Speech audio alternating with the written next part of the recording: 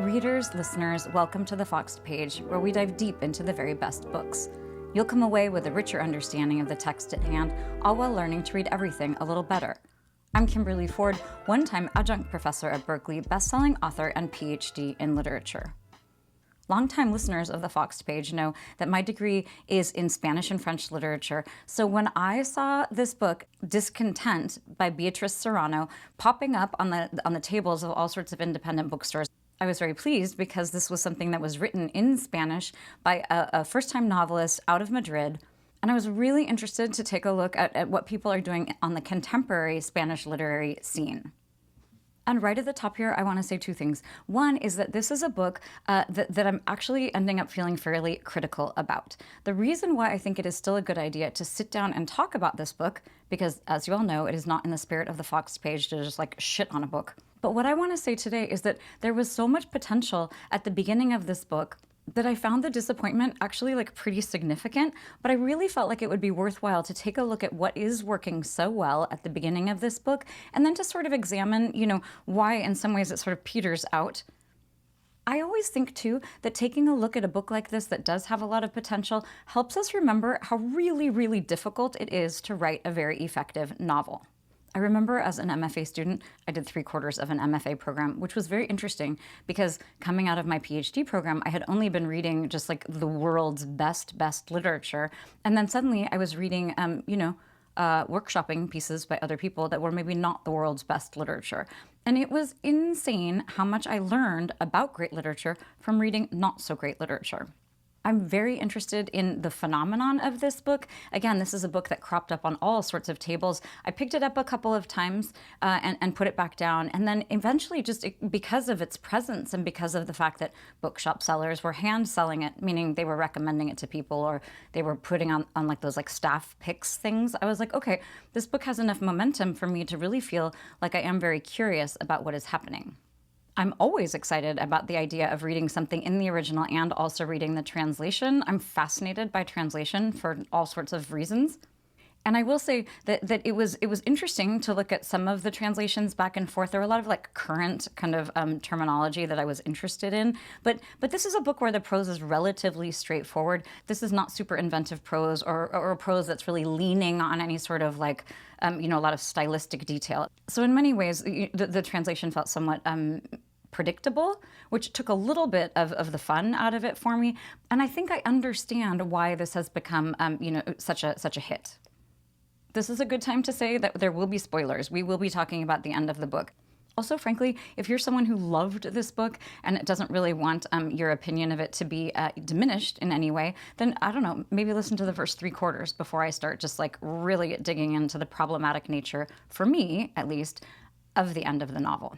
The agenda today is, it's pretty straightforward. I'm not going to do bio. I'm not going to do some of the like more in-depth close reading stuff that we do. We are going to look at a couple of different passages, especially toward the beginning of the book, to see what is working so well here.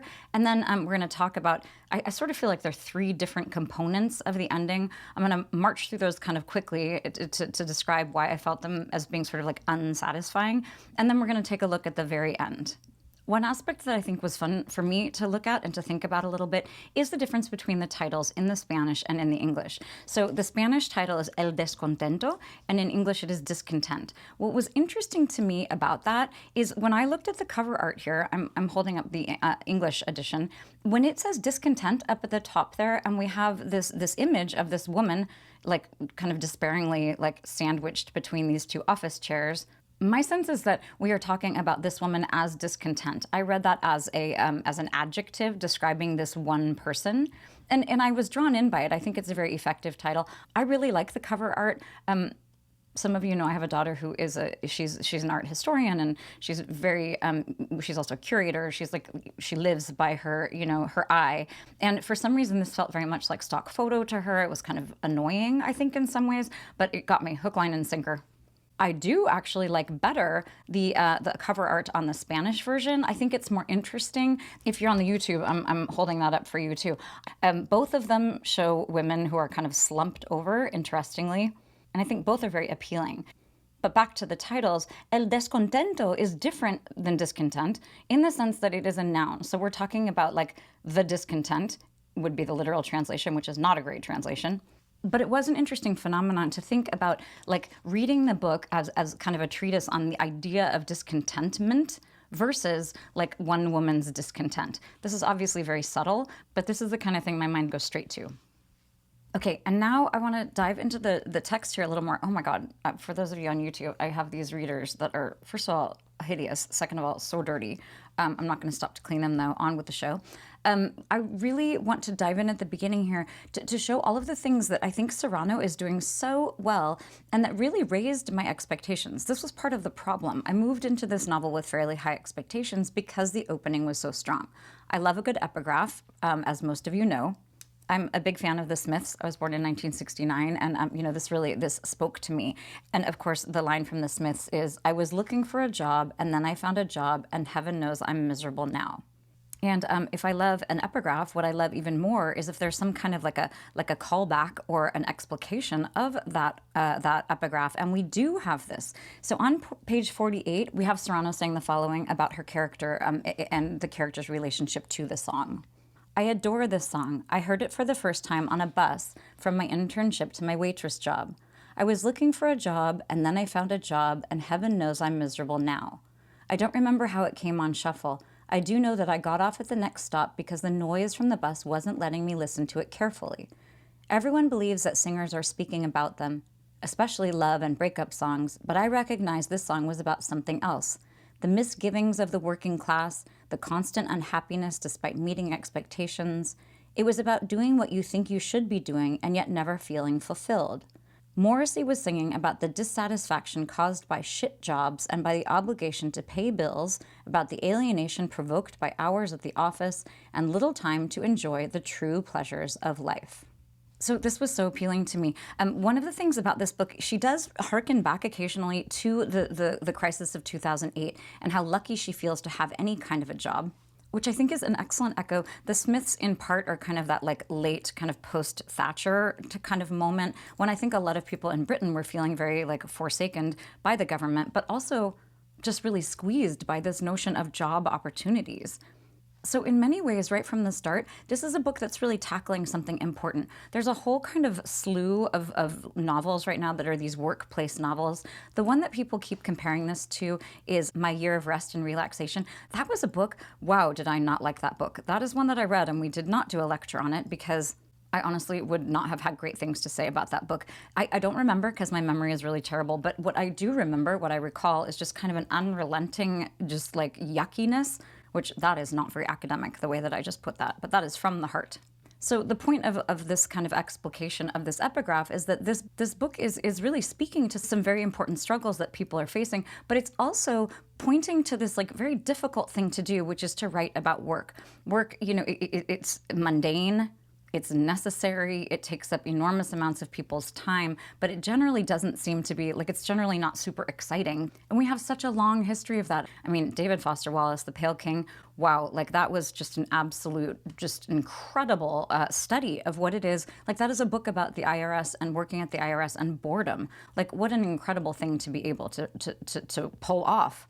So right from the start, we have Serrano, like kind of in this line of very important workplace novels, but also really doing something that is both mundane, but also is she has this interesting point of view at the beginning and one that really sucked me in. The second epigraph is maybe even more interesting. This is a work that I do not know, but I was really taken by the message here. The second epigraph reads this. If you put some effort into appearing normal, you can save yourself a lot of time, during which you can be what you want to be in peace. I also love the title of that. It's by by presumably a Russian guy, Georgy Kozpodinov. It's called The Physics of Sorrow. That actually really seems like a book I should check out. So I really like this combination, this idea of miring us pretty seriously in the idea of the troubles of the workplace, and then also this idea of having to present in a certain way and sort of the struggle to be an authentic self.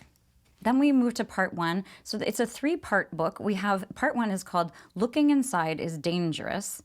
Then almost 150 pages later, actually, yes, 150 pages later, we have a very short section that is just OOTO, which is, of course, an abbreviation for out of the office. And then 16 pages after that, so we're at the very end of the novel, we have part 3, which is called In itinere. In itinere? I don't know how you would say that. That's Latin. It's so funny when you read something and it reads effortlessly and then you're like, wait, I actually have no idea how I would pronounce that aloud. But so the bulk of this book, obviously, is this part 1, which is looking inside is dangerous. Do I love that as a chapter, as like a section heading? It's fine. So what I like better is what we find in the opening lines. So in part 1, we have this. For a brief moment back in 2016, the internet's obsession was the physical and mental well-being of an English YouTuber named Marina Joyce. So right away, we are brought into this internet age. We are brought into this moment of like these YouTube stars. And YouTube, of course, is very important because in some ways it is like one of the narcotics of choice of our protagonist. And what she's presenting here is this idea of like this kind of idealized, idolized, infantilized young woman who is seeming on the internet like she's very happy when in fact there are kind of very subtle signs that she is not doing well. This is obviously kind of a doppelganger for our protagonist. One thing that you should note right from the beginning is that our protagonist is named Marisa, and this young woman's name is Marina. So obviously we have just like the single consonant that is separating these two young women. So in my mind, I was like, okay, we Serrano here is setting up an expectation that there's going to be some real similarities, either in terms of a foil, so they're like very similar, but they diverge in important ways, or that it's going to be a true doppelganger, kind of a second, version of herself. And what happens is that doesn't really happen. Like I have this expectation at the beginning that we're going to have this kind of like more meaningful, interaction with the internet, which is maybe like a little bit, I think they call it like your TV mind. Like you have these expectations of like kind of crazy things happening a la Severance or something. And that is not where we go with this, obviously. And in the beginning, I liked the idea. In fact, I was relatively satisfied with this idea that like we're introducing this Marina character who people are worried about. And then in fact, we have this Marisa, who no one seems worried about because from the outside, it seems like everything is fine. So we have, in some ways, I think it works well. You have this idea of the facade, and that on the internet, from afar, people can detect or at least make conspiracy theories about things going wrong for people when there is there's no connection. There's no sense of like really being involved in other people's lives. There's an enormous amount of distance in this novel. We have our character, Marisa. She has her boyfriend guy, not boyfriend, wow, definitively not. She has her like neighbor who she has sex with, who, there's distance there because they are not in fact partners. She has her mom, who she mostly speaks with, across telephone lines and is not communicating super well with. She has her friend Rita from the office, who is literally dead and who might not have thought she was such a great friend. And then we have her friend Elena, who truly does become kind of a close friend. She's also someone who, notably, Marisa knew when she was young. So this is kind of a friendship that began in real life, in flesh and blood, and predated all of the kind of work ennui, but also all of the YouTube obsession on the part of Marisa. But notably, of course, Elena has been changed, and I think you could argue changed, by the forces of media and the forces of the internet in many ways. She has altered her body in order to sort of ascribe to some sort of physical standard of beauty. And this is the kind of thing that seemed very interesting to me when we're thinking about the novel on kind of a philosophical level. So one of the things that didn't quite work as well for me is that we move from this kind of sophisticated idea in the beginning of this Marina-Marisa thing, but then fairly quickly we get into this like somewhat repetitive idea of descriptions of her job. So that was one of the main problems for me. I found that there were lots and lots of descriptions that ended up feeling somewhat repetitive. I really enjoyed a lot of the writing. I really loved having this set in Spain. I really liked the subtle differences in terms of job opportunity and employment opportunity and the way the workplace works. But I did find that there was a certain repetitive nature. I didn't feel like we were moving forward. You could argue that that is the point, that because she is so stuck, the reader is also kind of stuck. And that kind of mimesis, that kind of thing of like making your reader share the experience with the character, that can be very effective. In this case, I did not find it wasn't totally sucking me in. The other piece of the problem is that I did have a hard time sympathizing with Marisa. So I am not someone who needs to love characters. In fact, I really enjoy, like an anti-heroine or an unlikable character. But in this case, I felt like I was supposed to be, really sympathizing with her. I was supposed to be kind of in her shoes and understanding what she was going through. And when she spoke about her anxiety, There, I did have some kind of like that I could kind of relate to more, and that it evoked a little more sympathy. Although when she described it, when she was in the conversation with Rita, with her friend Rita, the office mate, and she's describing her anxiety, and she says that she has named it Berto after this boyfriend. It was described, the anxiety was described in this way that made it feel so kind of cartoonish and kind of light, that as opposed to my year of rest and relaxation, which was really kind of steeped in anxiety for me. Here, the anxiety was made to feel kind of light, like she's, we know that she's taking all of these tranquilizers all day long in order to not feel her anxiety, but I never was convinced, I never kind of felt that sense of anxiety. I felt like it was reported to me, but not in a way that was super convincing. The other thing that happens is we have paragraphs like the one I'm going to read right now, where we're not quite sure if she is like as critical of her work as she appears to be. And she's a little bit slippery as a character. So we have things like this. I've been doing the same thing for 8 years, and I know it doesn't help anyone. I know the world would be a better place if jobs like mine didn't exist. I know I take advantage of people's insecurities and their desire to thrive in a society where no one can improve. And I know this because even I, after an 8-hour day full of elevator conversations that drive me to low-stakes suicidal ideation, like stapling my hand to get out of a meeting that makes me understand the true meaning of the word infinite, or pouring boiling water from the office kettle onto myself so I can spend 5 to 10 days at home with my feet up, still believe that the solution to all my problems will be a floral Zara dress made in Bangladesh that has followed me on every website I visited today, and that, in all certainty, will be worn by millions of women on the street next season. I still believe that dress will turn me into a different woman, a happy, carefree, springtime version of myself.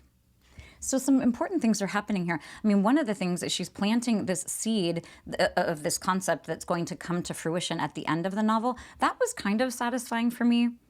One of the things as a reader you want to think about is like the most effective endings are ones that are somewhat surprising, but when they happen, at first you're surprised and then it feels inevitable. It feels like it has grown out of like an organic kind of movement through the book. And sometimes that happens because the writer has planted seeds like this. This idea of suicidal ideation, this idea of getting injured on her way to work and being injured, badly enough that she gets to skip work. This is planted, we're on page 8 right now of the novel, and it is something that is kind of woven throughout and becomes very important in the end. And I like the idea of her not being this like, crazy revolutionary who's like, speaking truth to power inside the corporate machine. Like, she's very honest about the fact that she is still kind of like, taken in by the media, which, everyone is. Like, I think in some ways it's a very honest thing, but it also, for maybe it's just the details, maybe it's the way that the characters developed over time, but there was something in here that made it a little bit difficult for me to sympathize with her. So to backtrack a tiny bit, I really enjoyed this opening with this Marina Marisa thing. I felt like we were going into some like interesting territory about the idea of like, your online persona versus like your office persona versus your, true persona, insofar as those are actual categories. And I felt like, these first kind of 15 pages did a very good job of developing that and giving us a sense of who this person was. And at the end of the first chapter, we have one of my favorite, like it sort of tips us toward the second chapter, which in many ways was my favorite part. So as her workday is going on and things are not improving and she's getting more and more kind of bored, we end the chapter with this sentence, I go out and take a taxi to the Prado Museum. Now, as someone who lived in Spain for a while, and I'm not like a huge art lover, but the Prado Museum is just like an incredible place. And part of what was so appealing to me, and I think probably to lots of American readers, is this idea of a book that is set in Madrid. I honestly might have liked a little more of Madrid, a little less office and a little less apartment and a little more Madrid. But the parts that we did see of the Prado and different areas around town really were very satisfying. So we have, at the end of this first chapter, we're heading to the Prado and things are seeming great for the reader. And what I liked about this also is that right away she does this very cool thing at the beginning of the second chapter where she is linking the Prado with a grocery store. So this felt to me like very satisfying and interesting, this idea of of the places where we find, comfort, and the places, like the different ways that like art can provide the same sort of comfort as like sustenance and predictability and all of the things that we find, that are definitely mundane, but also comforting about a grocery store. So, and it's so well done here on page 16. The Prado Museum is my favorite place in Madrid, along with the Quevedo 24/7 Carrefour Market. Both are spacious, clean, tidy, and have air conditioning. Between the two of them, they have everything I can ask for in life. One nourishes my body, the other nourishes my soul. And then she goes on, when I was 18 and studying art history, my dream was to work at the Prado Museum, because I imagined nothing bad could happen when you're surrounded by beautiful things. After graduation, armed with my brand new degree and convinced that Spain would never fall apart, I met a crazy advertising guy in a nightclub, and he hired me for his agency. So I like this kind of slippage from this museum we are entering to the grocery store, and then to this idea of like this once lofty idea of working at one of the world's finest museums and then ending up in advertising. I also liked the way that there's an inevitability about this kind of thing. Like you first are an intern. Well, first you're like an aspiring, art historian who's going to work in an incredible museum. Then you suddenly end up an intern, frankly, if you're lucky. And then as an intern, you then work your way up to some sort of associate position. And then, she's now in this managerial role. So I really liked the sophistication here. And again, I had expectations for the way things were going to move from here. And in fact, they did move very well from here, because then we moved toward this description of this triptych by Hieronymus Bosch. So I am kind of categorically not someone who likes to like learn a lot from what she is reading. This is why I read far more fiction than nonfiction. But I really do love it when we have a skillful presentation of something, in this case it's a piece of art, that both feels familiar to me and is kind of flattering because I actually have some kind of a sense of what Hieronymus Bosch does, but is also really teaching me something about that thing. So here we are on page 21 of a novel that's 177 pages long. So we're at the very beginning, and we have this in-depth description of this really interesting piece of art. This is the kind of thing that increased my expectations for what Serrano was going to do. So I want to look at how skillfully done this is. On page 21, Hieronymus Bosch is the closest thing I have now to going to therapy. His work is strategically placed for highest drama. Down in the depths of the museum, entering the world of shadows, you walk through dimly lit rooms until his paintings are revealed in all their splendor. The crown jewel, his Garden of Earthly Delights triptych, includes 3 panels more than 2 meters high that invite you to lose yourself in their details and discover things you'd never noticed before. Hieronymus Bosch's life is fascinating because he was a solitary man who almost never left Den Bosch, the Dutch city where he was born. So this is so funny as I'm reading through it again, because this is the kind of thing that in some ways feels like she had this fact that she wanted to throw in there. And I was so struck by that, and this kind of point that she makes, that Hieronymus Bosch like never left his town. Her point is that he has this insane imagination, and how could he think of these things? But honestly, like so much of this is steeped in these like canonical texts like the Bible. I mean, it's very much about biblical kind of scenes, and a lot of the like sexual perversion of these things and a lot of the details are things that you can absolutely imagine happening in a small town in the Netherlands. Still though, I was really like, I'm like, oh my gosh, well, there's something I didn't know that I have just learned. And then we move on into this description of the Garden of Earthly Delights that I was so taken by. And I think it's worth looking at this because when we have prose that is this well written and she's tackling ideas that are interesting and compelling at the beginning of a novel and raising our expectations, it is a joy to look at it and to see why it is working well. So on page 22, the Garden of Earthly Delights triptych is 3 universes in one. The first panel represents the Garden of Eden on the last day of creation, with Adam and Eve being blessed by a God who has granted them everything. A little further down. However, the devil appears in the ponds and on the rocks, lurking, waiting to tempt its 2 inhabitants. Then a little further down, the second universe, which gives its name to the work and immediately draws attention, is the Garden of Earthly Delights itself, where humanity has succumbed to sin and is heading toward perdition. My theory is that Hieronymus Bosch, a pious man who lived according to the teachings of his local church, masturbated in the face of humanity with this work. which I'm not even really sure exactly what that means. I mean, because like masturbating in the face of this thing, like it doesn't sound erotic. It sounds like he's like saying, fuck you, which is interesting, but it does kind of pull you out of the text in a way that's not super effective. Okay, she goes on, and this I find compelling. The Garden of Earthly Delights is the 1500s porn hub. It's everything no one admits they do, feel, or look at, put onto oak panels. Naked men and women everywhere of different races, united by their sexual organs. There is heterosexual and homosexual sex, there's interracial sex, there's anal, oral, and vaginal sex, there's masturbation, humans fuck, animals fuck, plants fuck. Everything you see that seems not to be sex is also sex. Cherries, strawberries, apples and grapes, robins and crows, mussels and shells, leopards and deer. The Garden of Earthly Delights is vibrant and voluptuous, colorful, passionate, and endless.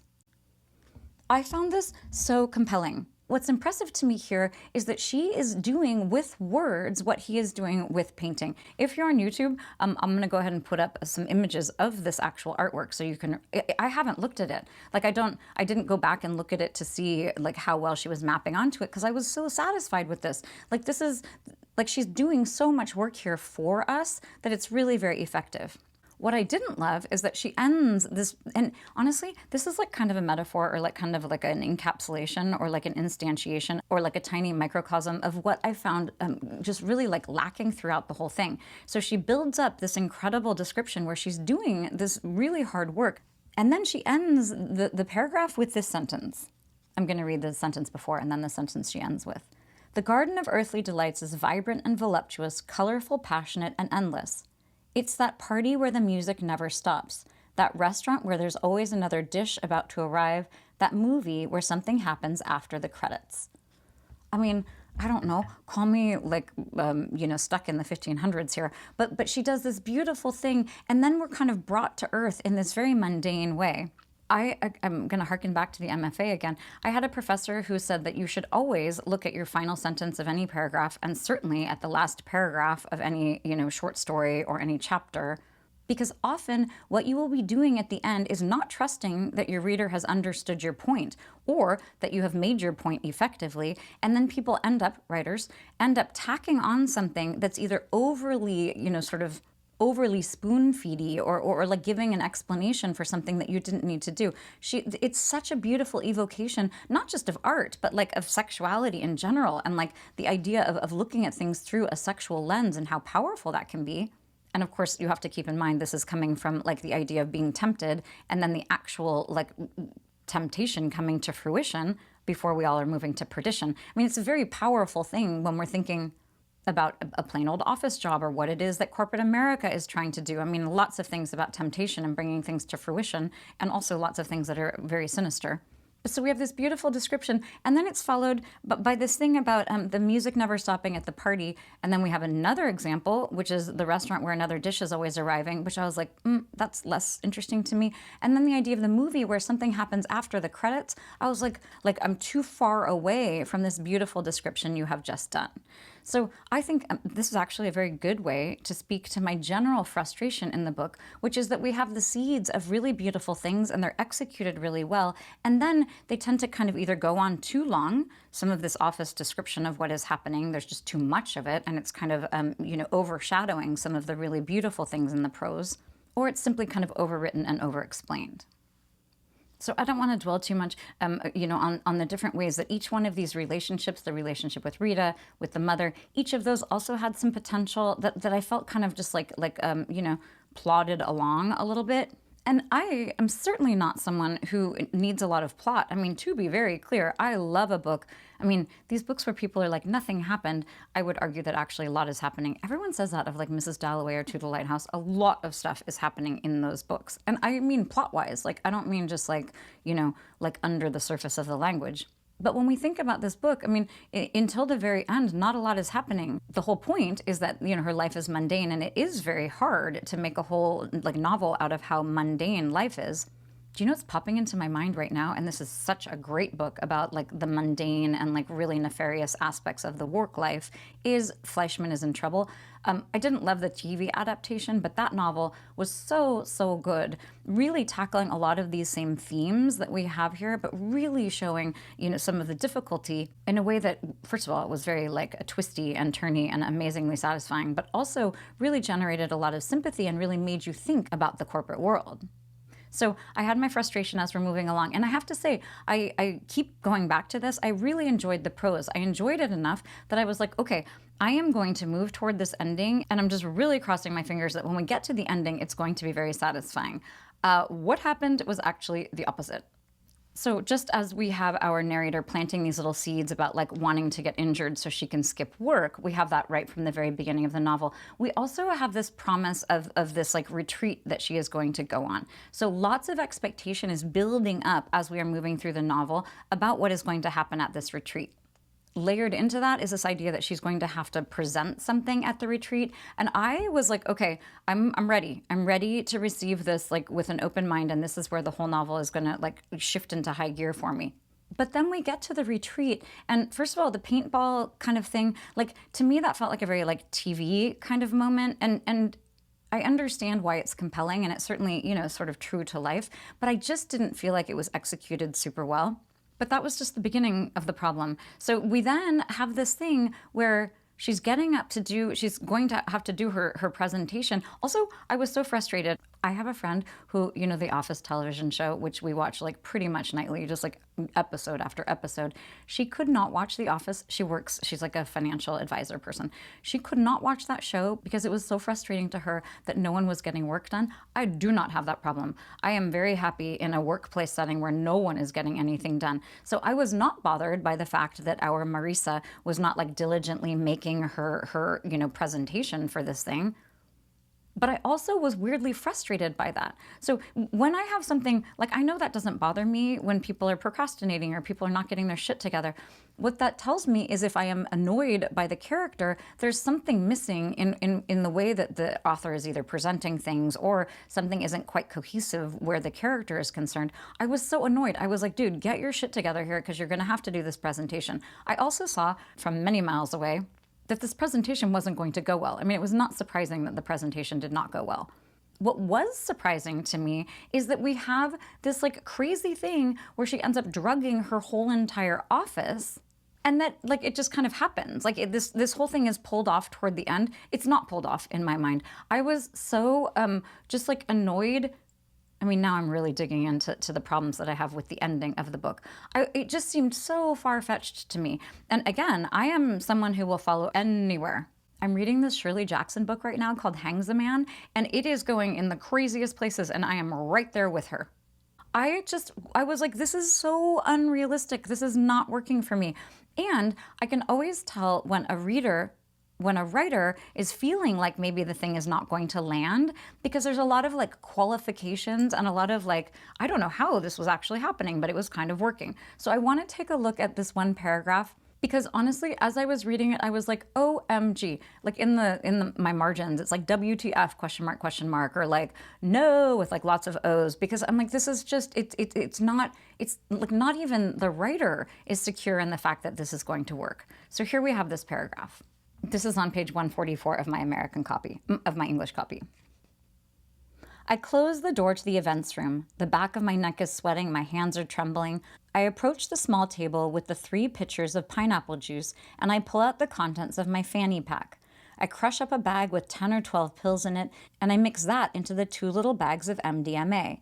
Next, I pour it all into the pitchers and stir the contents with straws that will end up killing some dolphins in the Pacific. Okay, that annoyed me so much. I was like, why are we talking, first, like, stirring it with a straw? I mean, maybe that's all she had, but like, I was like, how are you stirring a pitcher with a straw? Like, I was having so many problems following her as this is happening. But I also, this harkens back to a moment when she early on is talking about how she drinks so much water out of these little plastic cups, and then she throws them all in the trash, but then she collects them all to make sure that everybody knows that she doesn't hate dolphins. I'm paraphrasing here, but the line is something about not hating dolphins. So then we have this callback here that took me totally out of the moment. I'm like, I do not care. I mean, to be clear, I care very much about the overuse of plastic, and I care very much about garbage in the ocean and dolphins. But I just was like, why is this in here? And why are we calling back? Like, the point here is that if you are reading a passage and then suddenly you're pulled out of that passage and you're having to move, sometimes it's very effective. But in this case, and in a lot of cases, if you're pulled out to something that's not super relevant, you're like, wait, now my mind is somewhere else and I have to come all the way back. So it goes on. I take a deep breath, wipe the sweat dripping down my forehead, and then clean the sweat from my hands on my dress. The die is cast. I call for the waitress. I want you to serve juice to the entire audience. It's important. The waitress nods. If you want, I'll hand out the cups and you serve the juice, I suggest. I turn toward the hall where all my coworkers are. Come in one by one, please. Then we have this. My coworkers diligently form a single line. As they enter, I give them a plastic cup and smile. Next to me, the waitress serves them a splash of juice. For some reason, either the spirit of camaraderie created that morning or the epileptic attack provoked by the divinity coach, no one finds it odd, and some are already starting to drink. The waitress empties the first, second, and third pitcher until everyone is holding a little cup. Will this work? I hope so. So anytime a writer starts saying things like, for some reason, either this thing or that thing, no one finds it odd. So that kind of a thing, you're like, okay, clearly this is a situation where everyone should be finding it odd. And this is because of the way that this is structured, because of the way it's being developed, the writer is not confident. I mean, this is also a ludicrous situation. I just don't, like, a whole bunch of office people are all going to line up and then drink like a tiny little shot glass of juice. Like, everyone is going to do this and everyone's going to do it diligently. I mean, this seemed preposterous to me. I did, once this happened, I'm like, okay, all right, I'm going to suspend disbelief here and I'm just going to get on board with the fact that the entire office is just also hard to imagine how many people we're talking about. In my mind, I kept going back and forth and I'm like, well, maybe if they're only 12 people, but seems like they're more like 50 people. There were some pieces of this that were hard also to envision. But I was like, okay, I'm just gonna let this go. I'm gonna assume that now everyone is high on Molly and just gonna like see what's gonna happen here. And then what happens is also disappointing.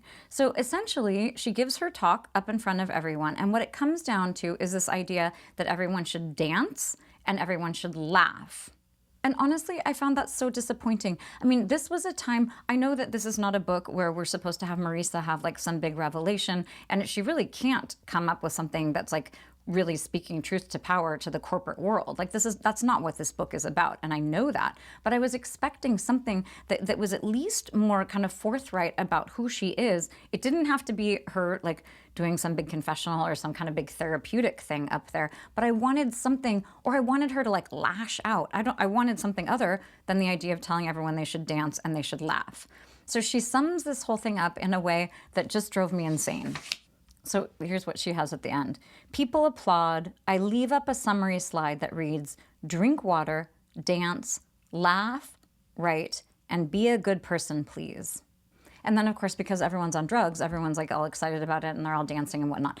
At this point, because I was so incredulous about the fact that everyone's just gonna like, actually, and in a bunch of the reviews that I read, some quick reviews, one of them mentioned the fact that like The Office all drank the Kool-Aid, which honestly, like, I appreciated that because I thought that was kind of clever and cute. Like the whole book is moving toward this idea of what's gonna happen at the retreat, and the drugging is one thing, but I needed something more to happen there in terms of our like understanding of a woman who is in crisis. So I found this part of the ending not very fulfilling.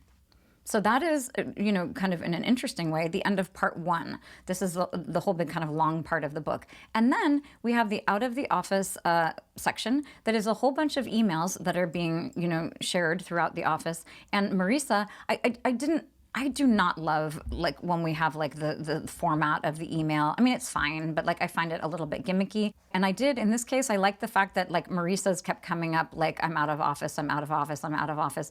And I did like the way that like, that the drama is kind of unfolding. But I also found it a little unsatisfying where they're like, we're going to have an investigation because we all might have been drugged, so we're going to do some drug testing.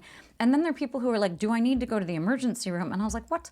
Like, clearly everyone has, has survived and everyone is like back to their kind of normal mental state because they're all doing emails some point subsequent to the retreat itself. I liked the fact that we never heard from Marisa. I thought that was good. But in some ways, this kind of out of the office section felt a little cute to me, and it felt kind of like a second, disappointment. Then we move to the kind of final part.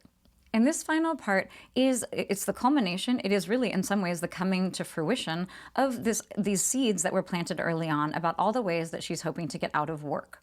One of the things I liked about the ending is it's like, you have this Latin concept of like, because I didn't know this, if you're on your way to work and you like, essentially that's part of your job. So if you're injured, that can maybe be like a workplace kind of injury. I have not done research to find out like whether we have that in the United States. Don't get any ideas. But apparently in Spain, this is a thing. And I did really like actually the description of when she falls down and the contents of her purse kind of go out in a book that is this concerned with like commercialism and cosmetics and women's fashion and media. I like that kind of stuff. Like I fall for those details. So I did like that. The one thing that I could not get over is all the echoes of Fleabag. So in Fleabag, very famously, if you have not seen Fleabag, the television show by Phoebe Waller-Bridge, first of all, I'm so jealous because you have an incredible, incredible experience in front of you. Also, honestly, if you saw it, you should go back and watch it. That's another show we rewatch constantly. But this is exactly what happened in Fleabag. I mean, this is a book that came out in 2023, definitely after Fleabag. So part of me was like, I don't know if you can just rip off the whole entire Fleabag thing where the best friend is I mean, in this case, she's not killed, but the whole problem is this bicycle accident. I suppose you could argue that there are lots of bicycle accidents that happen over the course of literature, but to me, it echoed in a way that was not favorable because Fleabag is so incredible in like every way, as far as I'm concerned. So when I started comparing the two, Discontent did not like really, it didn't really do a lot of favors for this novel. The other thing that just killed me is the fact that her right hand, she somehow is missing like the three most important fingers on her right hand. And, she suffered a bunch of other injuries. But the reason why that is important, of course, is because it will make an office job difficult. I mean, these days you could do everything like voice to text or whatever. And honestly, she's like in a managerial position where it seems like she's generating a lot of ideas. So that, here I'm poking holes even in this idea that losing the three fingers of her right hand are going to allow her to stay home forever because she's disabled to the point of not being able to do her job. To me, it felt too on the nose, and there was one line that felt like it was even more on the nose. I did like in the end here the way that her parents come and they have kind of a nice interaction. And then she talks about kind of this chosen family, which is her neighbor and her friend from growing up. I always liked the idea of a chosen family, and I like the idea of people, of it not being like a romance thing where we have like, your standard like Hollywood ending and like a romantic couple and usually like married and expecting children. I love an alternative ending to that. So I like the idea of this family. But we have here on page 175, this is the kind of thing that felt too light to me and also just too much of a coincidence. So on 175, we have this. The pain lessens as the days pass, the flowers start to wilt, the visitors become more infrequent, but Elena and Pablo always come. The doctor stares into my eyes and tell me that I'll be on leave from work for a long, long time. Then he holds up my mutilated hand and says, a really, really long time. Start getting used to the idea. That's actually funny. Lots of this book was funny. Then we go on. I ask a question I'd been practicing for a moment like this. Doctor, will I ever play the guitar again? The doctor shakes his head. Pablo and Elena bite the insides of their cheeks. I just was like, do we need like this kind of slapsticky joke here? I have to say at this point, I was not predisposed to love a lot of what was happening at the end of this book. So it may have just been too much. And in many ways, we are meant to see this as kind of like, she's getting off the hook. She's getting what she wanted. And it is in many ways a very happy ending. But I just don't think we needed like this kind of absurd joke about like, obviously, if you are missing three fingers, the guitar, which she doesn't play, it's just kind of this like goofy slapsticky thing that I think sort of cheapened things at the end here. And we're going to close here by looking at the last page and a half here. What happens is things get even more kind of like tied up in a bow. So on the top of page 176, we have this. She tells me that she called a lawyer friend of hers, and he said that I could get a ton of money from the delivery company and the driver who ran me over. She mentions an outrageous figure. With that and the medical leave for your itinerary? Oh my gosh. Itinerary? accident. We could even argue for a permanent leave. You're set for life. I can't believe how luck came into my life on wheels and with a gig contract. So part of me there, like in my marginalia, I'm like, what next? Because like we're just trading like one kind of desperate lifestyle. I mean, everyone could argue that if you never had to work again, then that's much better. But this is a woman who is anxious. This is a woman who's looking for purpose in life. And part of me is like, then you're gonna have a whole other problem on your hands. She's clearly not finding worth in her work world, but there is like a prizing of leisure in this book that I think is slightly problematic. Maybe that's just a me thing. But so here we have this nice chosen family who I like, and here we have this. Pablo's cracking a beer open for himself and for Elena. He cracks open another and places it on my hospital tray with a straw inside. He guzzles down a third. I look to them and realize that we're a family, a strange family. Which honestly, like I forgot that she states that. Like this seems pretty clear to me. I'm not sure that we needed that explained in quite that way. And then we have this interesting paragraph where she's thinking about how she will be remembered by the people in the office, which obviously brings up the idea of this young woman, Rita, who was a friend of hers who disappeared. And it's interesting to note, I mean, a lot of speculation was made about whether or not Rita took her own life. But also Rita, and maybe this is the point of this paragraph, Rita is not remarked upon or remembered very clearly, and she only gets like a brief kind of moment of silence. But then we have this idea of our protagonist imagining how she will be remembered. I think about how in the office they'll always remember me as the person who got run over by a delivery guy and lost 3 fingers. Again, a little too slapsticky. And that my story will be told forever to every new hire, every intern. It will be recalled every evening when the work demands extra hours and someone orders a few pizzas. It will be remembered at every Christmas party, every breakfast celebration, every team building retreat. And it will be like I'm there, but without me having to be there. I bring a slice of tomato to my mouth. I honestly have a bunch of exclamation marks on the side because I'm like, why this self-aggrandizing thing? Why, like in my mind, it would be much more interesting if she were just going to disappear the same way that Rita did. Like, I'm like, why is everyone going to be remembering you constantly? Like, it's so many different points. Every breakfast meeting? I mean, woo. So then we're going to look at the very last page. This is the final, the close of the novel, and here is what we have.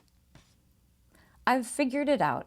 In the end, all we need in life is someone who loves us, a bed with nice big pillows, a few cans of cold beer, and tomatoes that still taste like something. Okay, I mean, I think you heard my silence there. This is an ending to me that was too pat, and that in many ways it like just kind of erases everything that has come before it. I suppose you can say that like this is, we're prizing people over our corporate jobs, but I don't have in mind that like suddenly Marisa's life is going to be happy and anxiety free now that she can like lounge around with her friends all day. I mean, maybe this is like a strange reaction that I'm having on my part, but I have to think when I do have a reaction like this, I'm probably not alone. And also that this might be, it's a happy ending that's put on the end of a book that started out in a very complex way and started out tackling issues that are interesting and that were being handled in a unique and I think like very compelling way. So I'm going to wrap this whole thing up by saying that the reason why the endings I think were so disappointing to me is that I really began this book with a lot of anticipation and really enjoying the way that things were set up. I enjoyed the prose throughout the whole thing for the most part. I was really taken by a lot of the observations and descriptions. But some of the kind of lack of forward movement in the plot and then this expectation that the ending was going to be really important, that did not do any favors where my impression of the novel was concerned. So I hope that this wasn't like your favorite novel and I've talked you out of it being your favorite. But I will end with this idea that I started with in the beginning. I think reading something like this that has so much potential and seems so compelling, it really shows you how difficult it is to pull off a novel. It is not enough to write well. It is not enough to have good description. It is not enough to have some like amazing, interludes where we're talking about art and commercialization and anxiety. You really have to have all of the elements and they have to all work really well together. So I guess, this now sounds like kind of like some cheeseball kind of, review that I'm writing, but I do hope that Beatriz Serrano, I hope she keeps at it, and I hope that we hear more from her because there was so much potential, and I hope that maybe you have a slightly better appreciation for really just how difficult it is to write well. So thank you so much for tuning in. Happy reading.